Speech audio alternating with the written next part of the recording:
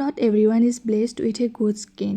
So, আমি ভাল skin এখন পাবৰ কাৰণে সদায় নিজৰ স্কিনখনৰ ভালদৰে টেক কেয়াৰ কৰিব লাগে। আৰু সেই কাৰণে আজি মই আপোনালোকৰ মাজলৈ মোৰ এটা ফেভৰেট ফেচ মাস্ক লৈ আহিছোঁ। এইটো হৈছে আল্পছ গুডনেছৰ beetroot powder. It prevent skin pigmentation and make the skin glow'. It is 100% pure and natural.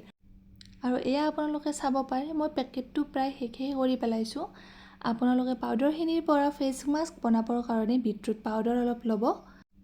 Beetroot পাউডাৰখিনিৰ লগত আপোনালোকে গোলাপ জল নহ'লে পানীও মিক্স কৰিব পাৰে। মই ইয়াত গোলাপ জল লৈছোঁ। বিটৰুট পাউডাৰখিনি আৰু গোলাপ জলখিনি ধুনীয়াকৈ আপোনালোকে মিক্স কৰি এটা স্মুথ পেষ্ট বনাই ল'ব। আৰু এই পেষ্টখিনিৰো একেবাৰে গোন্ধটো বিটৰুট পাউডাৰৰ নিচিনাই হয়। আৰু পেষ্টটো আপোনালোকে ডাইৰেক্টলি আপোনালোকৰ ফিংগাৰ বা ব্ৰাছো ইউজ কৰিব পাৰে, ডাইৰেক্টলি ফেচত এপ্লাই কৰিব। তাৰপিছত আপোনালোকে ফেচ মাস্কটো 15 পৰা 20 মিনিট আপোনালোকে নিজৰ মুখত ৰাখিব পাৰে। ফেচ মাস্কটো আপোনালোকে অল অভাৰ স্কিনত এপ্লাই কৰিব। মই মোৰ ভুৰতো অলপ এপ্লাই কৰি দিছোঁ, যিহেতু বিটৰুট পাউডাৰ আমাৰ হেয়াৰৰ কাৰণেও ভাল।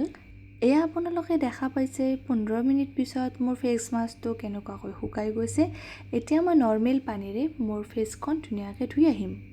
এয়া মুখখন ধুয়াৰ পিছত আপোনালোকে দেখা পাইছে কিমান ধুনীয়া নেচাৰেল গ্ল' এটা আহিছে। আল্পছ গুডনেছ বিটৰুট পাউডাৰত আছে skin lightening benefits and it's loaded with vitamin C.